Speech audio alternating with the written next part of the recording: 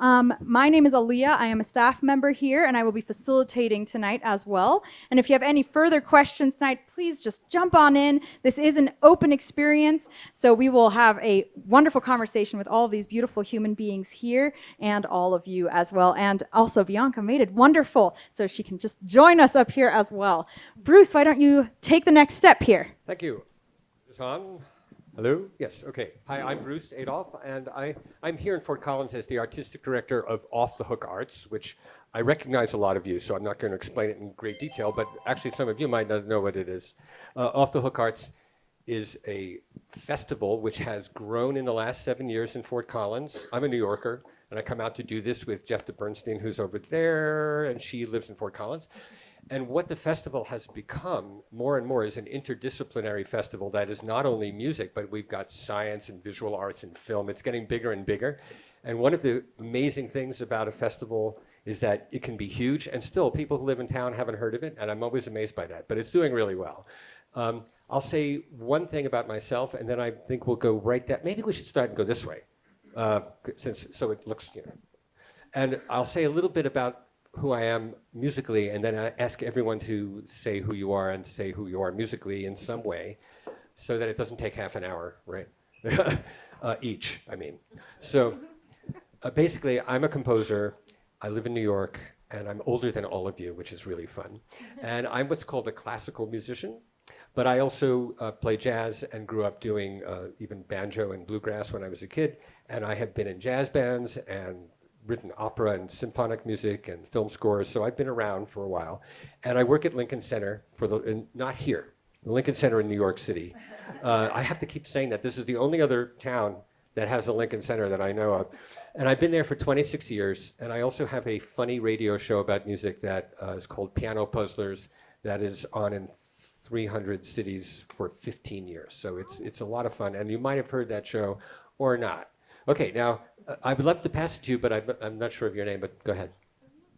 I'm Bianca McCann, and thank you so much for having me.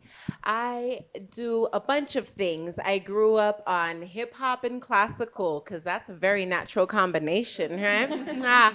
Memorizing every hip hop lyric I could come across to one day be a rapper, as I am now. And also played viola for a good number of years. And I always thought that those things made perfect sense together, and it's really exciting to see the world kind of exploring that now. I currently am a partner artist with Youth on Record, which provides creative education to Title I schools, underserved populations, and I focus on digital production and composing, spoken word, MC school. So still trying to push those worlds together. Okay, my name is Rapasa Utieno from Nairobi, Kenya. I'm happy to be here again. Thank you so much. I was here last year. How do I call myself? I'm an artist, but I'm a traditional music educator. So my work is to collect traditional instruments or music stories and just to make them to make sure that they are available for another generation, because yeah, that is the fight we have, a very big gap between the young generation and the old. So my work is generally to collect this music and to keep them alive for them to have an access to them. I'm happy to be here. I'm Cody Marsden. Cory and I own Kinda. We're based over in the Long Building here in the Music District. And musician-wise, I'm a multi-instrumentalist, guitars and bass mostly, and I'm also a DJ and producer. So, I'm Cory, Clarke, the other half of Kinda. We are a music kind of umbrella that we kind of do a lot of hip-hop inspired music and production and performance, but it takes influence from classic rock to electronic to a lot of different influences, from classical to even like bluegrass and stuff probably. So we have a very unique kind of melting pot of sound, and I MC and produce as well. And yeah, we're here based out of Fort Collins. So I have one. Thank you, though. I'm Laniece Schleicher. It's hard to say it together. I am a singer in a few bands, I guess just 2 now. I play with Mama Lenny and the Remedy, and we're like a R&B soul band. And then a band out of Wyoming called 10 Cent Stranger, which is Americana. And I write songs and sing and don't play anything in front of anyone as far as instruments go because I'm actually super shy and introverted. So this is horribly uncomfortable. Just gonna say that, but I'm really happy to be here, and thanks for letting me be here. Hi, I'm Jordan Pasquin. I'm a drum teacher here at the Music District, as well as a few other places around northern Colorado. And I'm also a gigging drummer, so this is a really fun experience for me, because in order to be a gigging drummer, you have to be able to play everything. So I swear I spent half of my life just trying to remember how to play different grooves that I learned years ago.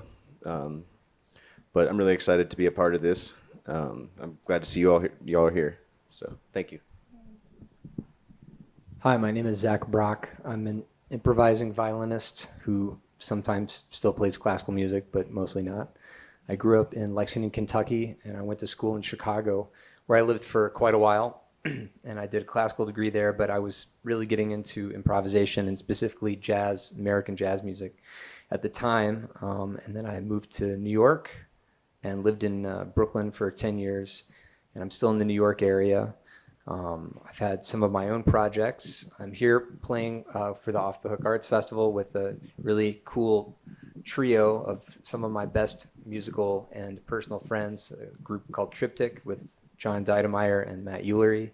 And when I'm not playing with them, I play in a band called Snarky Puppy, and we do a lot of stuff. And I used to play with a bass player from Philly named Stanley Clarke, and occasionally still get together with him. And I also teach at Temple University in Philadelphia. Thank you so much, everyone, for introducing yourselves. I'm going to take it briefly to our audience as well today so that we can make this a little bit more inclusive. I would like to do a brief warm-up, so you all have to start getting your thinking caps on a little bit, but it's going to be slightly physical. It'll be great. You'll love it. You can do this seated, or you can stand if you'd like. Up to you. I'm going to do this standing, and I'm going to leave my mic behind. There we go. Okay. If you could all please lift your right hand. I'll do it this way so you can all see it. And we will now be snapping in a particular rhythm. It will be in 3. So we will start at the top and snap from the top down to the side. And top, down to the side. Top, down to the side. And again, find your rhythm. Excellent. Good work. Take that out. Good job. Take your left hand. So I'll let you all, yep, that's good. Okay, great. So we're going to snap in 2 on this one. So pretty straightforward. You'll go from top to bottom. And great. Good job. And shake that up. Who can guess what's next? We're going to combine them. Hooray. Hold your microphone. For those who have never done it before, some of us may have to have done this already. Some of us have not. Just start over at the top. This is the best place to start. So remember that this is in 3 to the side. This will start at the top to the bottom. So let's see if we can do this. Find your place to focus on. And here we go. And top. Oh, shit. Start at the top and go up. Oh, no. You got it. Oh, my God. Excellent. Shake it out now. Now, round of applause. I don't think you got it at all. Can I add something to that? Yes, please do. I think we should do 3 against 2 because that's Okay. cool, right? Yeah, let's do it. 1, and right, 1, 2, and That's right. 1, and so it's basically 1, 2, 3, 4, 5, 6, 1, 2, 3, 4, 5, 6, 1, 2, 3, 4, 5, 6, 1, 2, 3, 4, 5, 6. I'm just snapping all my fingers. Thank have you another all. 30 variations before we go. Exactly. So you are now all musicians as well, and in the rhythm section. Wait a Excellent minute, that job. was too easy. Then. We got this. Is that a degree program? Excellent. Yeah, exactly. Yeah, this is how you get your certificate. So just keep at it. Good. So we're going to just launch right in. Not everyone has to answer all of this. There are a lot of us here today. So just jump in when you have something that you really want to share. I will try my best to moderate and keep us moving forward. And from the audience, if there's something you really need to have an answer to or something you want to share, please raise your hand. I'll come over to you with this wonderful microphone, and you actually get to talk into it. It'll be great. So my first question. I love to just think about genre briefly. What does genre mean to you, and how is it perhaps helpful to you as an artist? I'll start with our panel here, and then you can jump on in. Blanks. I feel that genre is helpful to me on a technical level and challenging otherwise. Really, I think when we're talking about, okay, which grooves are we really focused on for this particular genre? What type of feel? What's the history around it? And that's really exciting.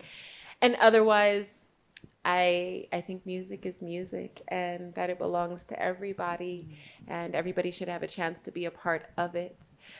So yeah, outside of those very specific things when you're experiencing the actual technical application of the sound, that's where it really shines. Thank you for that. I have to say that I don't love the word genre, even though I helped put this together. And I like what you said very much. And I agree, but I'll just use different words to say a similar thing, which is when I'm primarily a composer, so I write things down. And being in a niche or a genre of any kind really rubs me the wrong way. Now, so I have this thing which is I'm called a classical composer, but it tells you zero about it in terms of sound, nothing. Because to me, the word classical actually means the 18th century, which we're not living in. And I don't use the word the way marketing people do. You know, classical means that they're playing certain instruments or something, or it's written down, or it's an orchestra. It's not actually, the world of classical composing now is incredibly varied. And if I pick 10 composers, even at random, from the so-called classical musical world, you would get incredibly different sounds, different instruments, different mindset, and they're all in the same category, unfortunately. It's like the word song has become because of iTunes. Everything's a song. So, you know, if it is a song, you don't notice that because it's a song. But, for example, if you have a work for orchestra that's half an hour, and they take the first section, which is, you know, has a title, and they call it a song, and no one's singing, and there are no words, and it's actually orchestral music, it's not right. So it's not a big deal, but it's another genre kind of thing where I love the idea that we're breaking genre down by being here together. So. Well, for me, maybe I don't have some technicality or, you know, based on where I come from or the kind of music I do. But maybe for me, I would answer your question, you know, in identity sort of idea, because, yeah, to understand a certain language or certain music, for me it goes with the kind of what these people are or what they're speaking about. So for me it's about identity. How can I identify a certain person in using music? So yeah. I prefer to think of it in terms of traditions, cultures of music, traditions of music, languages of music. The genre thing, I mean, what did we all think? Like, how many genres of music were there before MySpace? Does anybody remember that? Remember MySpace and like the first MySpace band pages, and all of a sudden it was this thing where it was the first time when you know, you could get super personalized and basically make up your own genre, and then that, you know, in 6 months the fun was over, and then as a creative musician you had to come up with your own genre. Mm-hmm.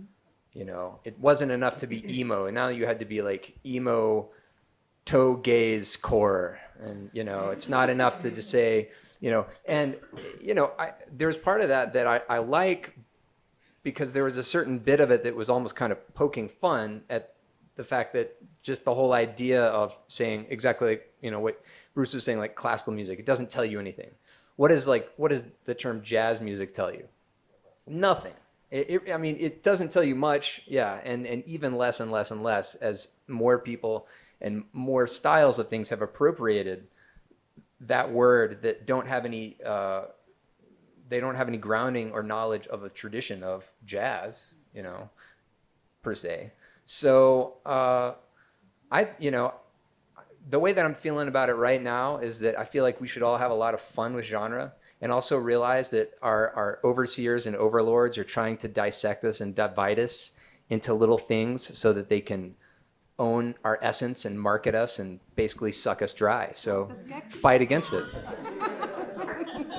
That's what I think. But not only that, it's free, right? You get it for free anyways. That's right. Yeah, absolutely. So you're all making me think in terms of almost a stereotype, especially the way that music can sometimes be related to a specific culture and often and sometimes degraded or elevated, right? So is it possible that the genre is sort of like a stereotype of music, and that when it blends, then it's hard to say what it is in terms of classical or jazz or something? I'll say this for the word, now that we've all attacked it, I'll just defend one thing. I was at this humorous, similar event once where somebody pulled out a radio and just played a fraction of a second of each dial thing. And everybody knew, oh, that was a jazz station, that was a classical station, that was a rap station, everyone knew. So there's something there which is identifiable, that's for sure. But it's the surface texture, and it's not profound. In other words, it's a helpful identifier, like when you go shopping and you're looking for vegetables, conventional, organic, free-range vegetables. You know, conventional is a fake word, but it's a genre. And you know, where's the cereal? And it might be full of sugar, and the other one isn't, but they're both cereals. So it helps a little bit. And to speak to your thought there, very much so. Even in booking, changing the name of something can make a venue receive you more appropriately. There are definitely some venues who wouldn't book me if I said I'm a hip hop act. But if I say I'm electro funk postmodern fusion, which I've done, you can get more money. And they come up to you at the end of the night and say, well, I don't usually like that rap stuff, but this is really great. Just kind of showing how limiting it can be, yeah. Wait a second, you said fusion and got people to give you more money? How did you do that? That's unbelievable. In Denver, wow. I mean, hip-hop is so discriminated against, you know. Yeah, sounds like they go by the number of syllables in your case. Yeah. That's very true, especially with hip-hop and metal. And punk and those types of things can get a kind of a stereotype, if you will, especially on the commercial side of booking or different things like that. But everybody wants to put a label on something, you know? So you know, like whether it's, we've been through this for the last 100 years, whether male, female, this, that, the other thing, you know, like, so everyone wants to put something inside of some type of box, you know, and so CD Baby or all the digital distribution networks or channels or everyone like that is always, iTunes is going to make you segment your creativity, and they're also going to make you choose, who do you sound like? What famous people can we say you sound like? So they are trying to help you with that, unfortunately. Yeah, they want to help you with that. It helps you get discovered and stuff from similarly liking fans and stuff, but you know, it can be frustrating as an artist trying to dial that all in, especially we're currently working on a project series that it's called the CO Labs EP series. It's hip-hop inspired records, but it incorporates artists from pretty much every style of music here in the state, and we still have to kind of segment that down to get it out to the world, so it's very hard to dissect.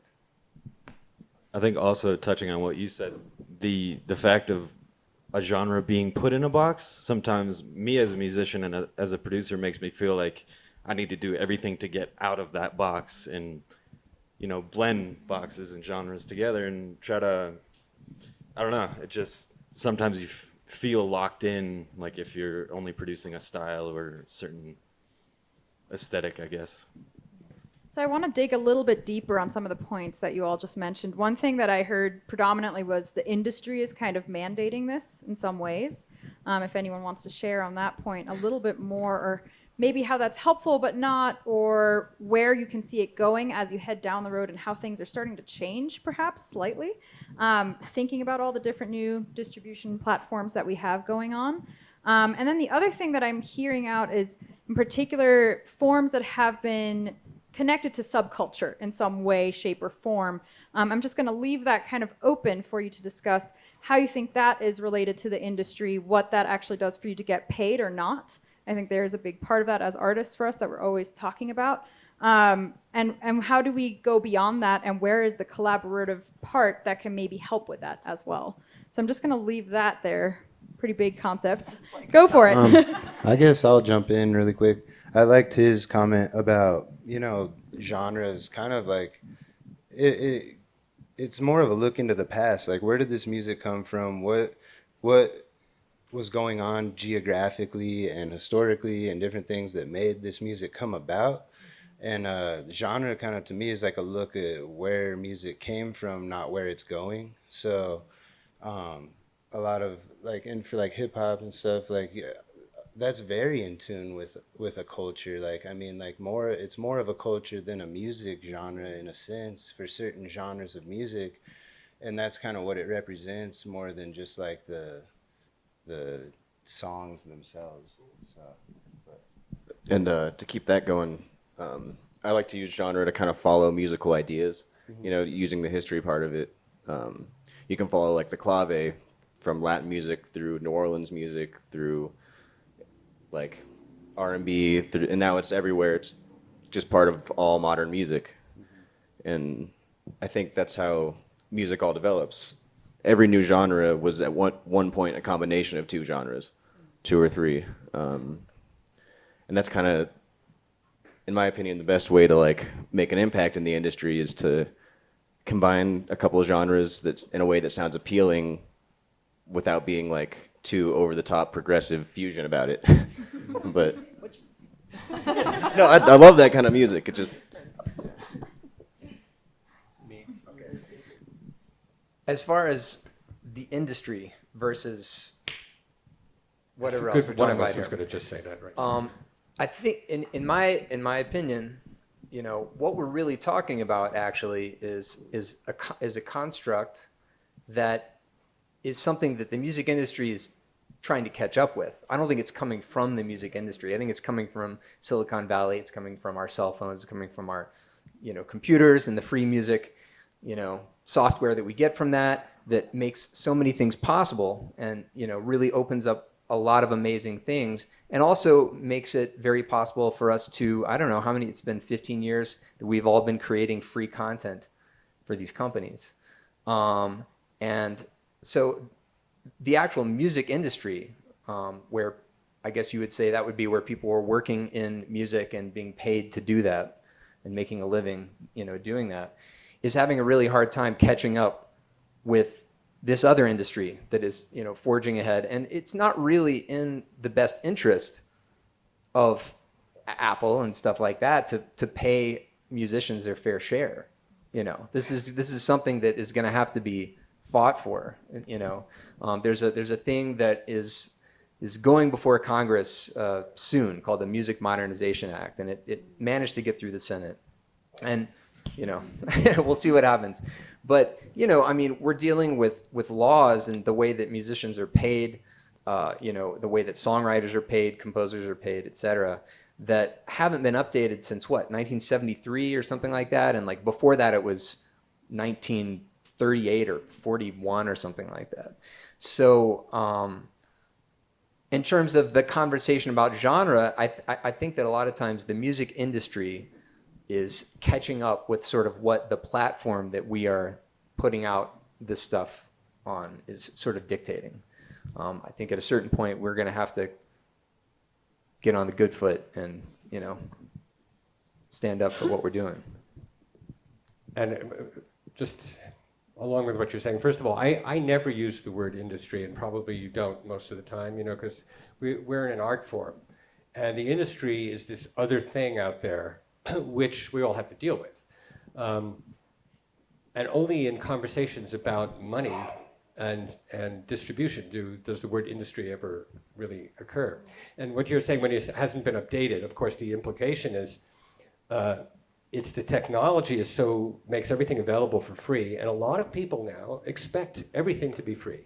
And I'm sure you know, but you may never have done this yourself, that you want to watch a movie on the internet, and you can get it from Netflix or Apple or YouTube or something, and you can probably find it free. And this one's $4, this one's $7, this one is free but illegal, but I'll do it, it's okay. And it's kind of incredible. I thought, since I'm just going to pull the H card one more time, that I remember a time when the royalties were really obviously connected to what you were doing. Did anyone else remember that, or you're too young, right? It's very strange, because I saw a change, and I saw what's going on here, and everything. I'll give you one example.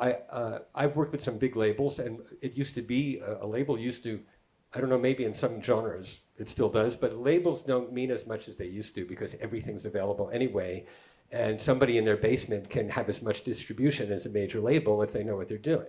So recently I had a recording on Sony, which I thought was about as big as a label can get, and I was very excited, and then 2 days later I saw it on YouTube for free.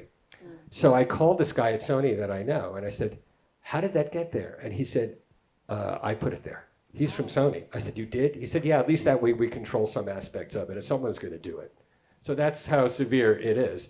And I was telling one of you, or maybe somebody else, it was you, Hayden, that you can track your royalties. And just so the audience, if you're not in music, you know how bad this is. The Sony recording has Josh Bell on it, who's very popular. So a lot of people listen to this. I checked this chart that I've never looked at, and in 1 month there were 40,000 downloads, and I made $11. That's not good. The 40,000 part's good, but you would expect that you would get something from that. So that's going to hopefully change. But who here, just raise your hand if you're in this for the money.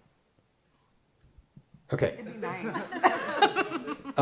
I would say, there's a hand going up back there. I know, you're kidding, I know. You don't forget, the teacher of the class can see everybody. I know the notes you're passing. But basically, you're in it for the money. Sometimes, for real. Yeah, sometimes you are. Okay, Matt, well, you could make a... Some people have their happy day. Yeah, right.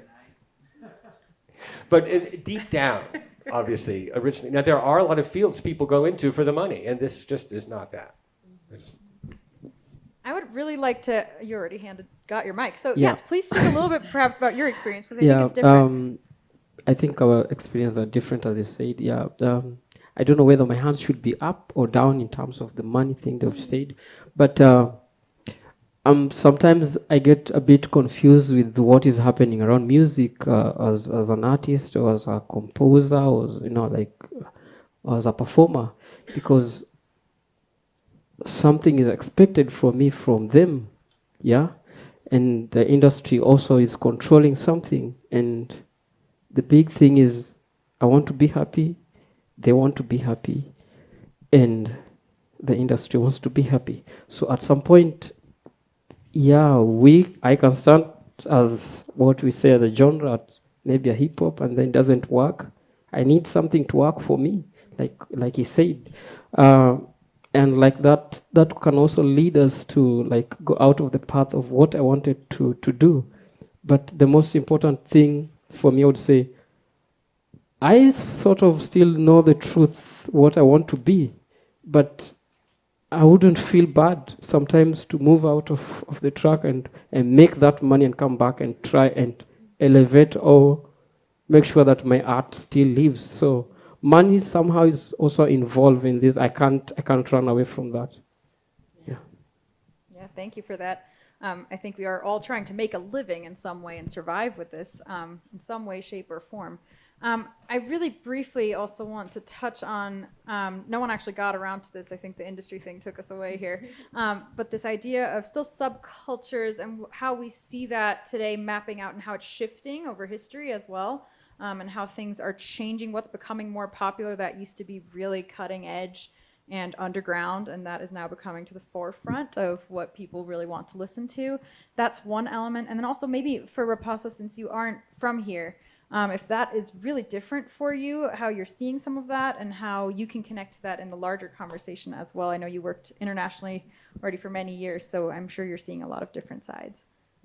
I don't know whether I should answer that directly, but for me, the fight that also we have, like what I see around is the institutions. Yeah, I don't know how institutions works here, but institution is also a big contribution to what is happening in terms of what we are doing as artists or as musicians. So are these institutions all working also together with us, or are they also working in the same direction as what we are thinking as artists, or are we just there like what he was saying, like, okay, you can buy this here at $5, £5 of sort of, and then the next day you find it for free. So are the institutions also part of what we are doing? So yeah.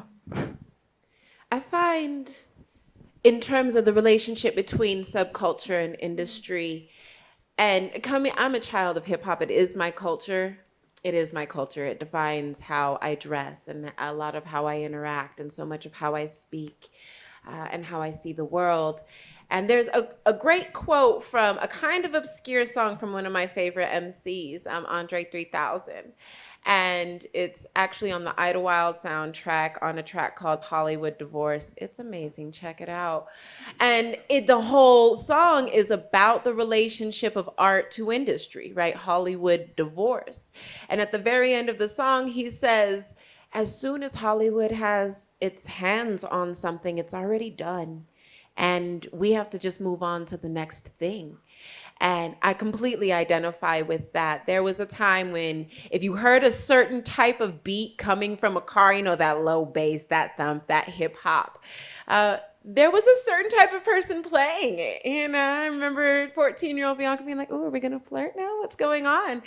And I thought this just earlier in the week that now it's a banker. It's, a frat college student. It is, there's a lot of different people consuming this art, especially when it gets into that mainstream. And so there's this kind of art imitating life and vice versa to a certain extent. But it also is that homogenization, right? Taking this idea, making it palatable for the public and sending it out everywhere and saying, this is this type of music. And it's interesting to see how the community responds to that. Some people completely say, okay, if this is what we're doing and I need to secure the bag, I need to make some money, then maybe I can do a project that is commissioned towards this goal or end. And how does that reflect on my original art if I'm lucky enough to know what I'm trying to do? So there's a push from industry and institutions to define and say what will go out, or A&Rs used to say, this is what we will accept, right? We need this person to look this way. We need them to act this way, provide this type of sound.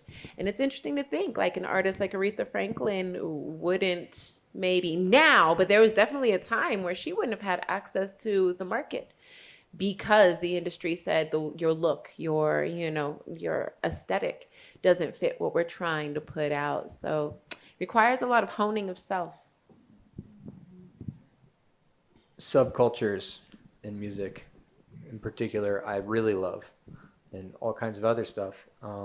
That was for me, my defining myself as an adult, finding an identity, having to dig through weird places to try to figure out this information. I think that there's a lot of possibility with the fact that so much is out, everything is out there, right? And there's fewer and fewer barriers to any type of sub genre seeing the light of day.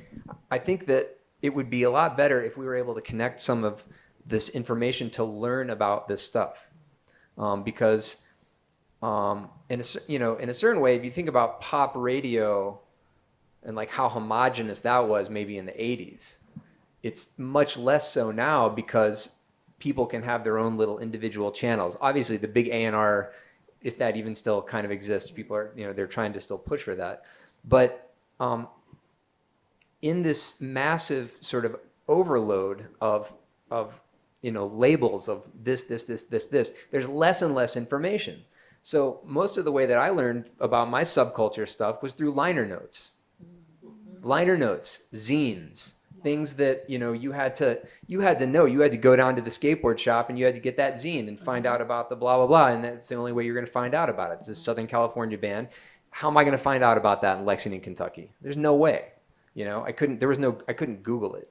And it made it very special. And then because there was all this other information attached to it, I learned more and my experience was deeper and my experience and excitement for the subculture grew. So I think that with this possibility that we have, and there are some tech companies doing a better job. Like, there is no reason that Apple should not be putting all of this information in there. It's there. They've got it. They've got it. And I'm sure we've all submitted music to iTunes. We know what's up with that. It's as easy as copying and pasting. You could have all of the liner notes to like all of the great jazz records from like the 40s, 50s, 60s. Like this real heyday of liner notes about a certain type of American music, which was like 96% of my jazz education was reading liner notes. At least they used to print them in CDs. So like Tidal is doing a better job now. For instance, like one of the streaming services that are out there, at least it's going track by track as of like a couple of days ago, and you can actually see a listing of at least who's playing and stuff like that. But it would just be so great because it would be so easy. Once again, I think if we would demand this, then I think that could, enrich the experience of music, make it less of a monoculture type thing, and get us all inspired and learn about other things. Anyway, I'm not a total Debbie Downer all the time. Well, I think I just want to add that I don't think they are doing the negative parts of this on purpose. It's just hard. And it's a computer issue. I mean, I had one experience where I found out that they, basically good people, where I saw something of mine listed with everything was basically wrong and the most important information was inaccessible. So instead of just going nuts, I actually sent an email and I got a response and it fixed in a day. And I was totally shocked by that. I didn't expect it, and they said, we just need people to tell us what to do because we just stick everything in the computer and nobody checks it. And, So it's not like they're evil, right? But when everything's so computerized and mechanized and they're trying to put everything out there, it really is a problem. Just the sheer number of words they try to put on a little spinning thing. My biggest experience with subgenres is playing metal. Growing up, I played a lot of metal. Still play a little bit. And it's been really weird to watch the evolution of that kind of music. Because now I'm trying to market a metal show, which you won't make any money for. You just be lucky to get people there. You can really market to anybody. You don't really know who's going to be listening to metal anymore. But metal does something that's really funny, that it's really similar to country music. Metal takes any other genre, like it takes a jazz riff or something you might hear in bluegrass, and it just adds distortion and screams and double bass. The same way country just adds a mandolin or a banjo and lyrics about something relatable to your average American. So I think that's part of how the music on the radio is getting a little bit more influenced by subgenres, because even pop radio like 93.3 or 96.1 or whatever, it's all like the ideas all come from somewhere else. You can follow them back to recent genres of music, like even 21 Pilots is screaming now occasionally. But that's the biggest thing that gives me hope for the future of pop music. I guess with subculture and the industry too, and underground things that were once underground musics and become a lot more popular over time, and also the industry, and not just the music industry but industries, can see a way to market that and capitalize off of that. Hip hop, electronic music are great recent examples of how a whole culture or a genre can become kind of like commercialized and turned into mainstream. I mean, hip hop is now the most popular music listened to, surpassing rock and roll. And I think that has a lot to do with just things becoming popular over time, and time has a lot to do with that, kind of becoming more, things becoming more mainstream, and pop has obviously all the influences of pretty much all music, and it just kind of turned into more of a broken down basic formula that can be repeated. And I think a lot of that's probably more money motivated than necessarily even with the collaborative works. But I see that how subculture and industry and how it can be steered in a certain direction by just time, investors, energy, visionaries, the artists themselves, kind of having to take that path to be sustainable. So I don't know how to really, where I was going with that, but I see that how subcultures and industries and genres and everything can take music from this and, you know, turn it into this over a couple decades, you know, or even shorter. Yeah, I think over the last probably 2 decades, I mean, if you look at producers that have been charting continuously over the years, I feel like one of the bigger things that these producers are doing is looking into these subcultures and subgenres and trying to find that new thing that's going to be hot in 5 years and be on top of that wave. Unique sounds. Big Freedom, Beyonce, right? That type of thing, or Sean Sire, like really reaching into those corners and making it the special thing about their art. I think you're touching on a really interesting point of relevancy as well, both for us artists to stay relevant over time, but also to not, as I was really inspired by what you said of making sure there's still access to really traditional styles of music as well. If we look backwards to ancient cultures and traditions and looking at all of those really rich pieces that are being lost over time, how do we keep things like that relevant? How do we, all of this will at some point perhaps not be relevant either, even though it's the heyday right now. How do we keep that moving forward? What are we giving into the future? I think that's really a great thing to think about so we don't lose it. I'm sorry. Go for it. My came out sooner than I expected. I think relevant is irrelevant because what it is quality. And if you look back over a long period of time, and you have to go beyond past recording. I mean, what is still being played? And from music around the world, different cultures, classical music and folk music from around the world, it didn't have recording. What we know about it is because it has a quality and touches people and they keep it going and the tradition is alive. And nobody asks if, well, maybe they do, but I don't ask whether a particular song from a particular country or a piece by Mozart or something is relevant. It's just wonderful and it stays. And the more important issue is, why does something endure musically? You know, and why is it still there? And there's so much music, it's impossible for everyone to know all of it, but it's more possible now than it's ever been. Because you can, like Zach was mentioning earlier, you can find every kind of music, but almost every piece that you want to hear. If you've heard of it, you can find it. And you might find something you haven't heard of. So we have this opportunity that has never before happened in the history of music to touch on and get to know just about everything. And it can become part of who you are, become part of your inflection. And I know that with a lot of classical music, people are always, since I work at Lincoln Center and people ask educational questions a lot, you know, an audience won't ask this, but somebody will ask, why is Mozart or Bach relevant? But they probably haven't listened to it. And if they're there at a concert and they hear some Bach, they're not going to ask that question. They're going to either fall in love with it or maybe want to learn about it, but they're not going to say, well, you know, he's a dead white guy, so I don't want to hear that. That's another kind of, you know, thing. But I think that quality and something that music can do that goes obviously way beyond words, if you take words out of it, that music is so essential universally and so human, and it speaks of things that we can't talk about at all. as, for example, nobody knows if they haven't heard your music what it sounds like by any of the things we've said. And that's really essential.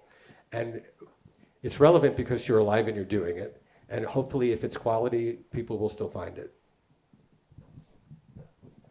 I'm also thinking briefly, maybe this can jog a little more of a thought. Some work that I do, I'm from Switzerland originally. Some of the work there is really focused a little bit like what you're doing in Kenya, of making sure that some of these ancient languages and traditions and songs and rhythmic styles and different vocalizations, such as a Swiss yodel, which you may or may not have heard of, that those things are still alive.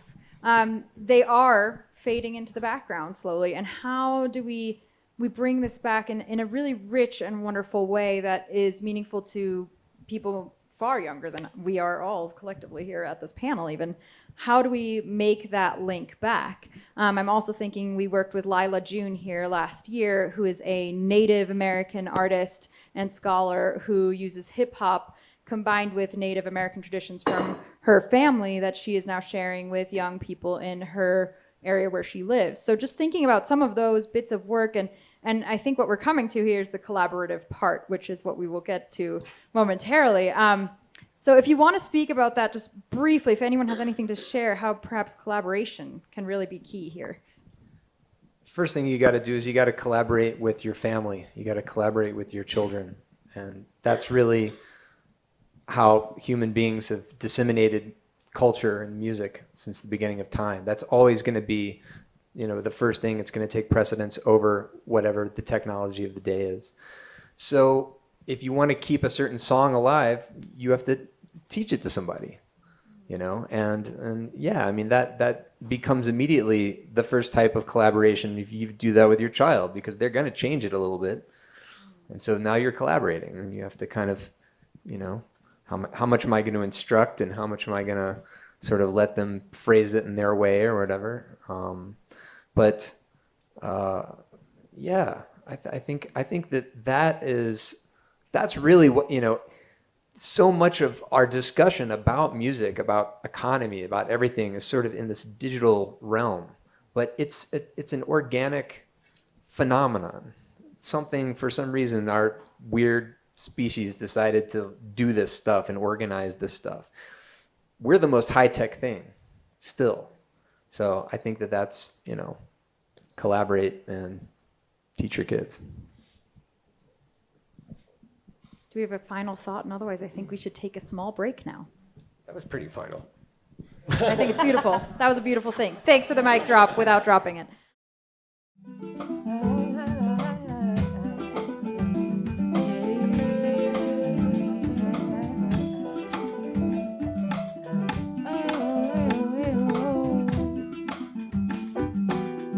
If we could get more wireless one, if not, that's cool. Now it's the show. Say now it's the show. Hey, say now it's the show.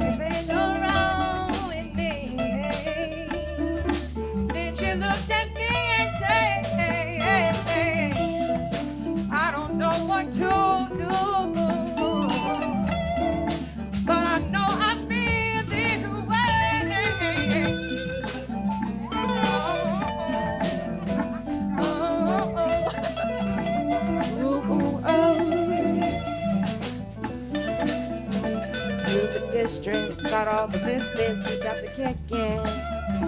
Music just strings, got the misfits, we about to kick in. This is what we do with all the spirit. And what a blessing that you're here to hear it.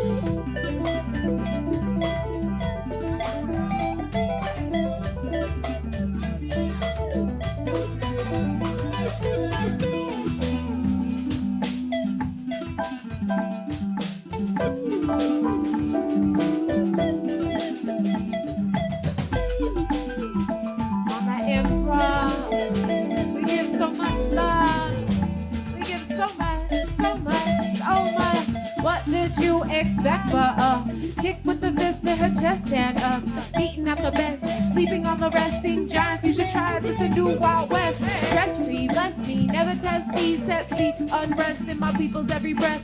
We all breathe the same color of smog. Thieves seem to cheat, but the leader resolve. Keeping sheep like a dog, we can sweep on the odds, and when the levels start to peak, we be tweaking the knobs.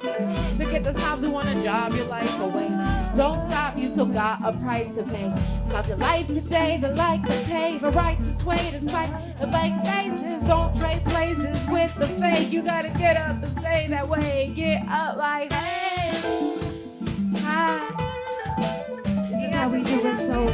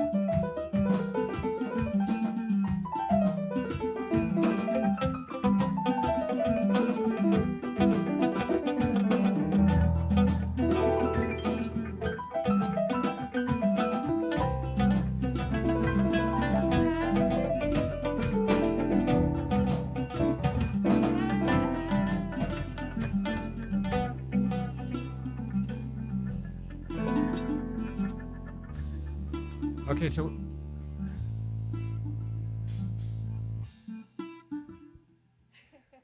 well, hello everybody. Okay, so well, obviously that's the first time all of us have ever done anything together at all, or even tried. So it was really fun. I think we should try different kinds of things. And I'm wondering, what was great is we started with Sagasa, right? What? Rapasa. Natiti, the instrument. Yeah, now that is the one instrument that probably a lot of people here have not a lot of knowledge about. Do you want to give us just a little background on that thing?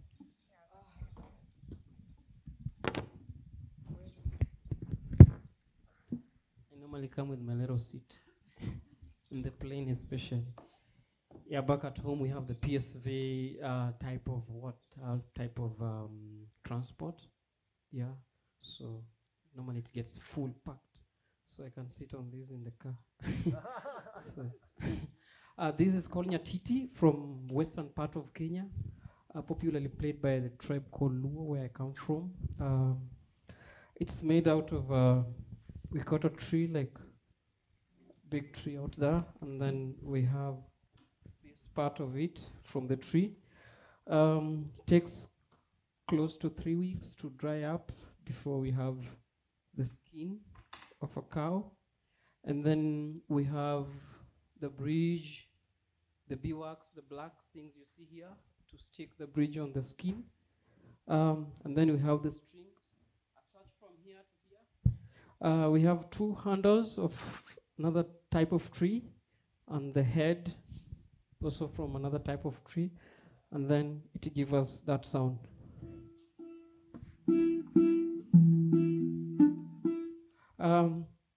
It has 8 strings, but it's a pentatonic instrument, 5 notes. Some notes are repeated here.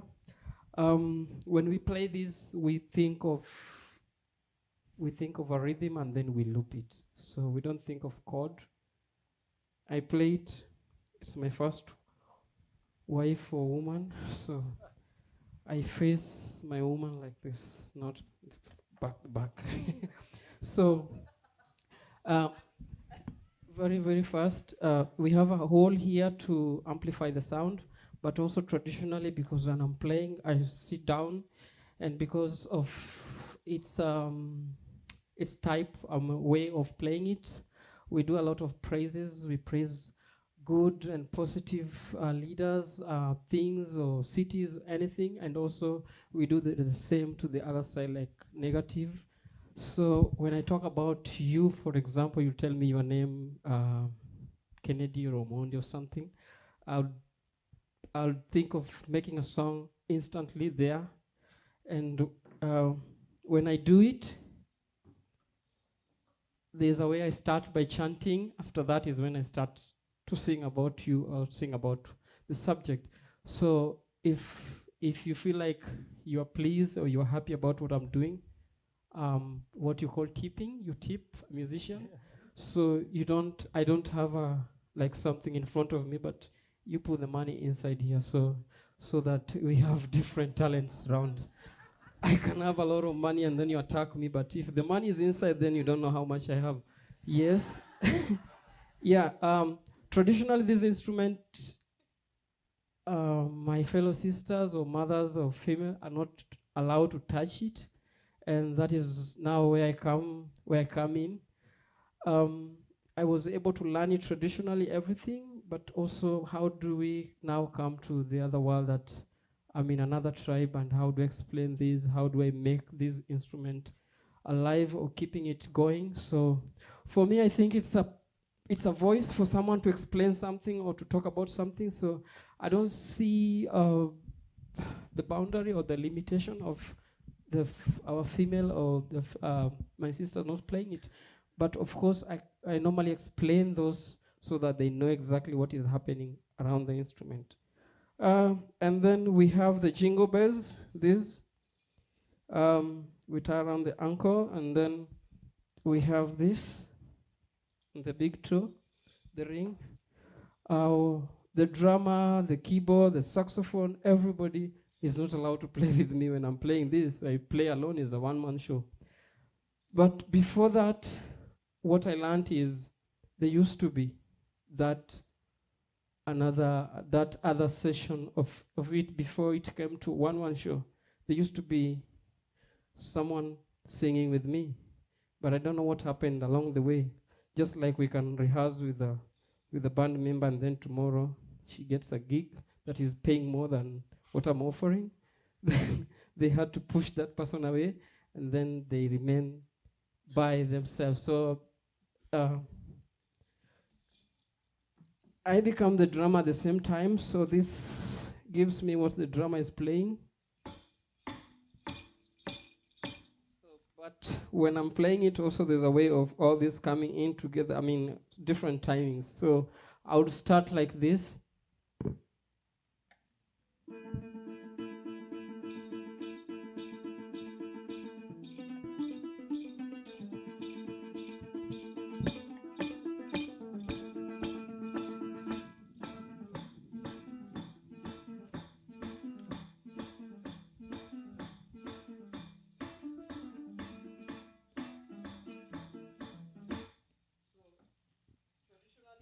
That's how I would play.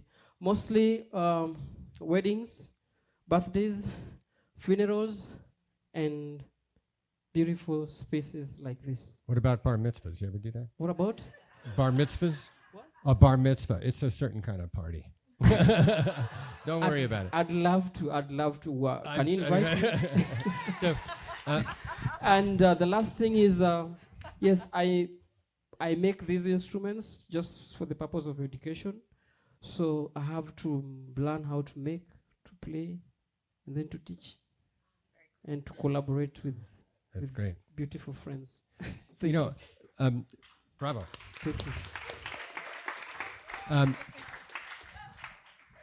I know we have a lot of musicians in the audience, but we also have people who probably aren't. So I just want to amplify something that a comment about this instrument being tuned in a 5-note pentatonic scale. One of the cool things that is well known in the world of music is that the pentatonic scale, and there are quite a few of them, but it just means 5-note scale. This is very loud, which is the one he was using, which also can sound major, is in the folk music of China and Appalachia, Ireland, Scotland, obviously Kenya.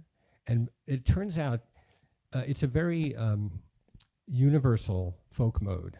And no one has really figured out yet, although it seems obvious, but has shown why is this? Is it because everybody discovers it, or because it was a traveling group? Or was it passed on and it went throughout the world and everybody's actually a lot more closely related than they think? Well, it's probably something like that. But it is really amazing. And I thought, why don't we do something gentle and quiet after what we just did, where people in the audience can, if you want to sing, I'm not sure what else you might want to do. You can do other things too. But let's do this, the pentatonic mode that is there.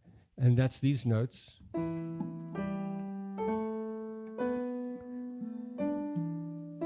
And for, we have a great jazz singer in the audience sitting there. I'm not going to make you sing because tomorrow, I just want to mention that Off the Hook Arts is presenting tomorrow night. Zach, you saw Zach, and his trio, we got Matt over there and John over there and Cordelia over there as a jazz singer. They will be at the Magic Rat, which you probably all know what that is because you live around here, some of you, but if you don't, you'll have to look it up.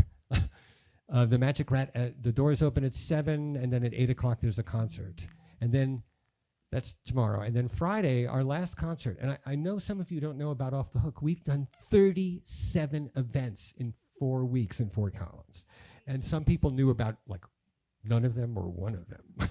So we've got to spread the word here. This is one of them, but what I mean is like a lot of stuff is happening. So Thursday and Friday night, the Miami String Quartet, who's not in the room, but they're working somewhere else right now.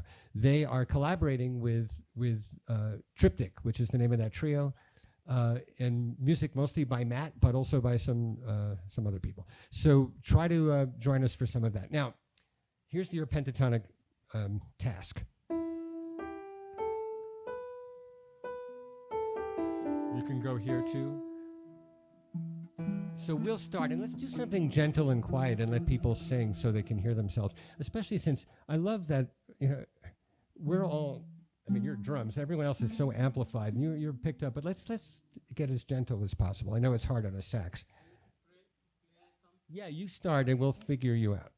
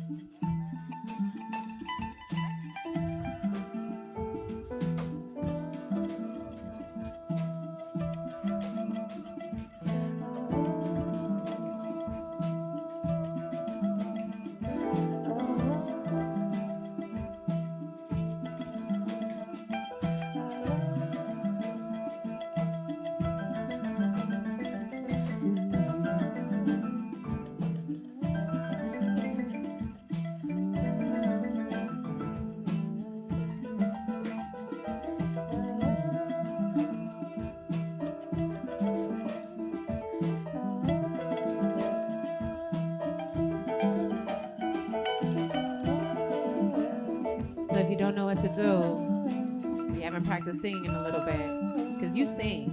Stop saying you don't. Okay? Got some high tones to follow, right? I'm going to do some low tones to follow. I'm going to keep it real chill. Okay?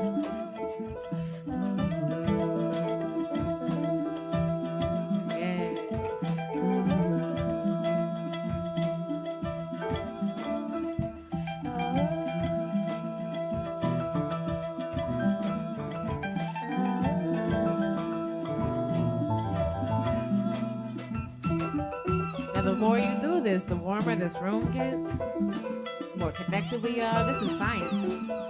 So do it. You'll have more fun, even better time. Try it out.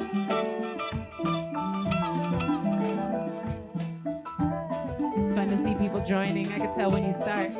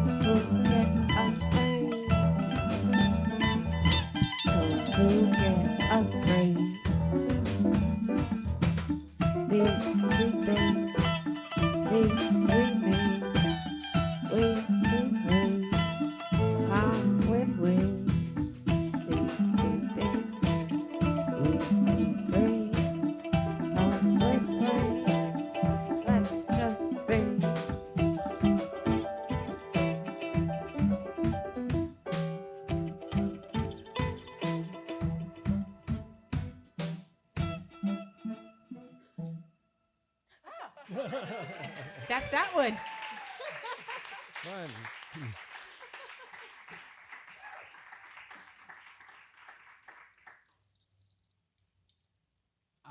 I will not talk. I'm not supposed to be talking or speaking when I have a wise man like him on stage. I don't know anything. I don't know anything about that. he's the one who's gonna do all the talking. No, I mean, if you want to, is this on? Well, maybe that's a sign.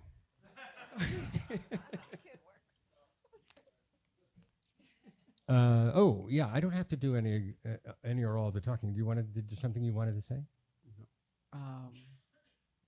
What I've just played is a very, very famous, like, we consider this as the mother of the rhythms that we play. If you learn how to play what I've just played, then it's easy for you to learn the other 200 rhythms that you have to learn, so that you can also have your own way of playing this instrument. It's better to learn the basics, which is this is the mother of the basics. Yeah, and so I think it's probably clear from what you're saying, but is there notation involved in the teaching of this music or not? Notation. We don't have like a formal way of Right. There's no notation. I'll go back to I can't remember who said it. Maybe Zach, because he's not here. Yeah, I think he's not here. He said something about going. As much as I love technology and everything, I could just ask the Google, what is the time in Nairobi now, and it will tell me what is the time. But back then, you had to travel and live with those people, and it wasn't just about me sitting with you and we play music, but it was about also seeing what do these people do in the morning, what do they do in the evening, because the way I learned this, like what we were talking about, passing the collaboration, passing this, starting to collaborate with your family. I'm not allowed to play this instrument if my father is still playing, whether I'm very good or perfect. We cannot use the same gate. He's using the same gate, I'm using the same gate. So I have to wait for him to die first. Or I have to move out and have my own place so that I can play.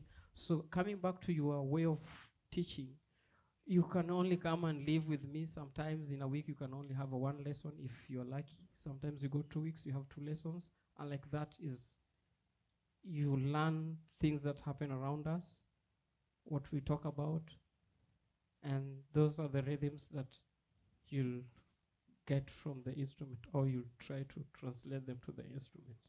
Now, when you said your father, is this an example, or does your father play that instrument? My father did not play this instrument, but my grandfather, mother's side, played the instrument. Yeah. Okay. So where did you learn it from? Where did I learn it from? Yeah. It's something that people just do the way you see people driving cars here every day. So you wake up, you see people driving cars, So I had to move out of my town to go and stay somewhere where I can really concentrate. This person sometimes could call me names or beat me up sometimes for me to really learn what is happening. So I had to move out of. Well, I have to ask you, I mean, I hope everyone doesn't mind that we're suddenly just going down this path, but it's very interesting because the rest of us know what we do more. Yeah. So how did you go from what you're describing to coming to places like Fort Collins in Colorado? I mean, how did you get that far out of your house? Wow.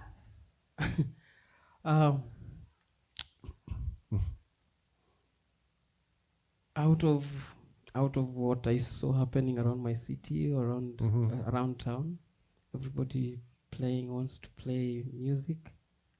Music is good. People want to express themselves. But yeah, I saw people playing beautiful guitars, phrases, saxophone, and stuff. But I constantly see this instrument really isolated. The only people who could see fine playing them is wise people like old people. Let me just give the word, like old people, but young people like me didn't want to associate themselves with this instrument. Oh, I see. Oh, yeah, You yeah. see? Okay, I see. Yeah. So this was out of fashion. Yeah. Yeah. It's And out of fashion.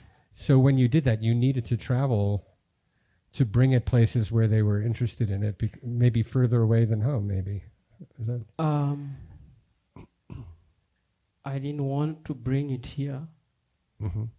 I wanted to bring it back to my people. Right. So this is just part of the process. Mm-hmm.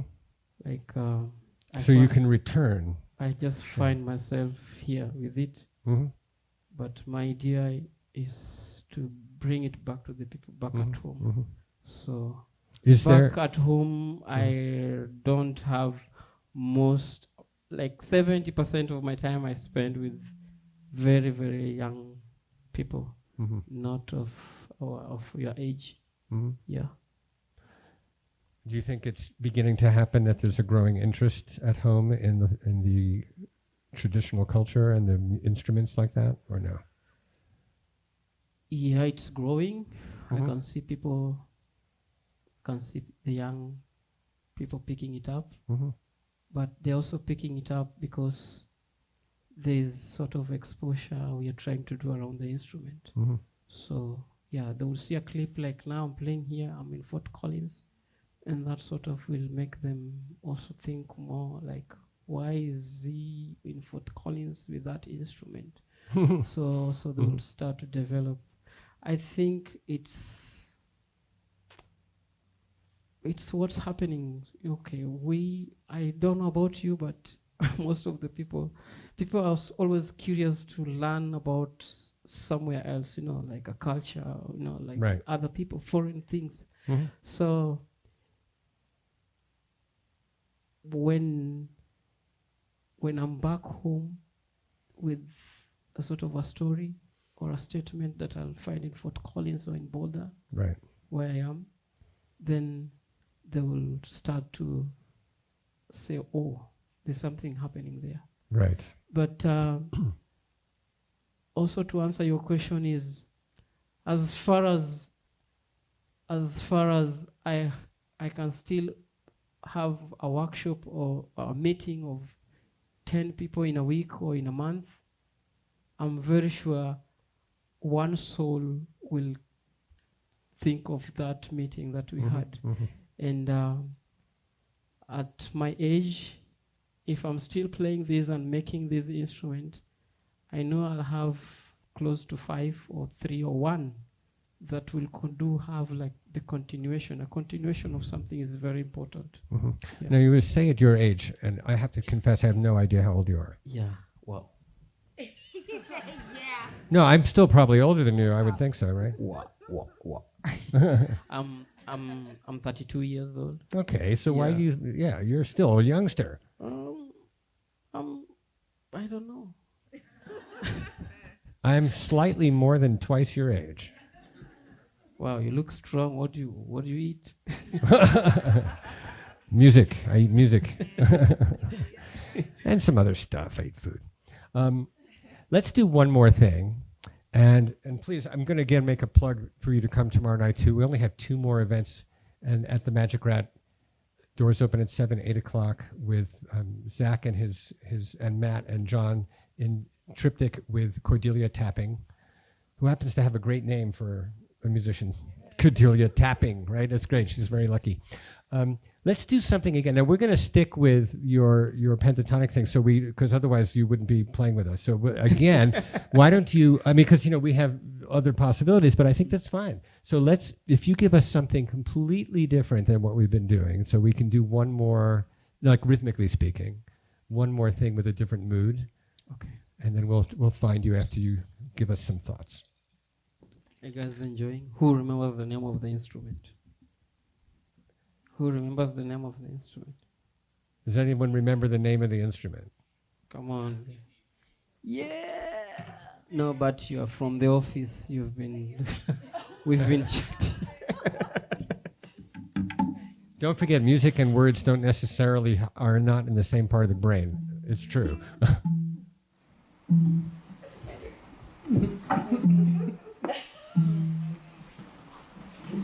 Can you give me a low E?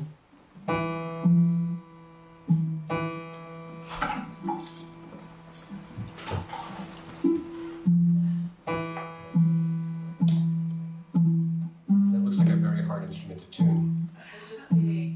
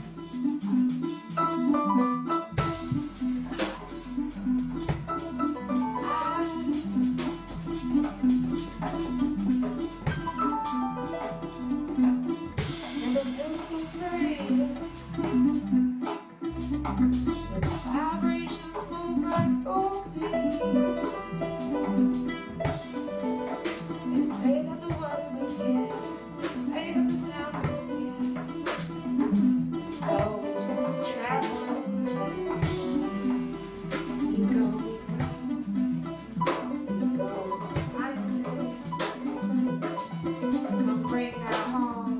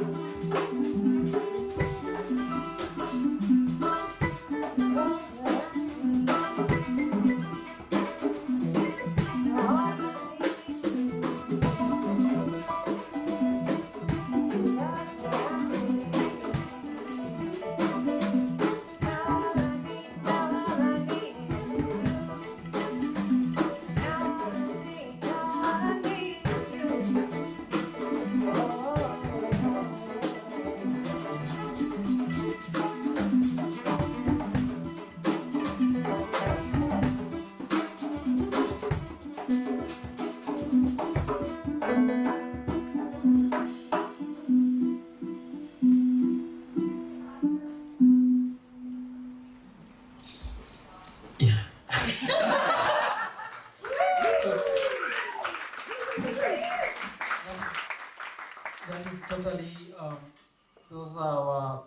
That is another neighbor of my tribe. Okay. It's called the Kisi. It's a totally different sort of rhythm from what when we play this instrument. Think of 4/4 period. Yeah. You know. Yeah.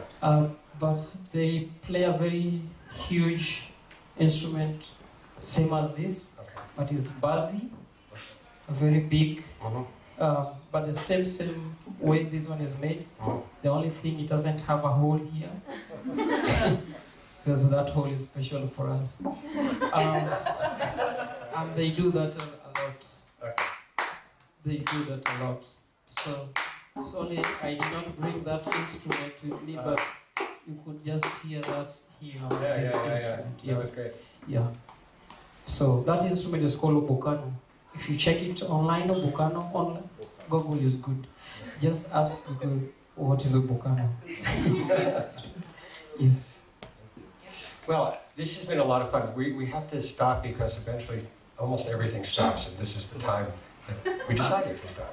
So it has really been fun and totally different to have us all together, not knowing what we were going to do, and maybe not knowing what we did. But it was, and it's really, really wonderful. I mean, does anybody have like a burning question that if yes? I want to check out that instrument. You wanna hold it? Yes!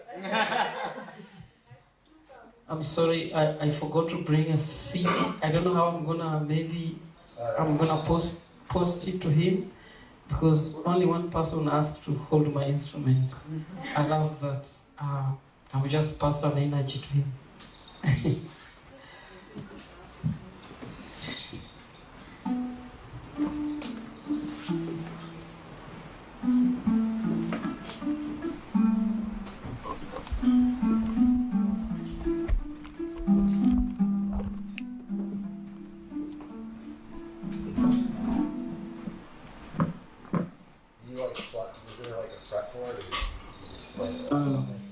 There's no board at all. In other words, it's, the strings go straight down with no fingerboard. They go straight across to the body of the instrument. Yes. So when I hold it this way, and then this hand, so your strings faces you. So this actually play from this side with the left hand, and the right hand from this side. There you go. Yeah. It's actually, the top part is like a harp, that you're playing both sides exactly as a harp, and I don't mean any particular harp, that's how harps are. Yes. All harps are. Oh, yeah, right. It's good. Well, why don't you keep playing while people make their way out? You'll be the exit music. And thank you so much, really.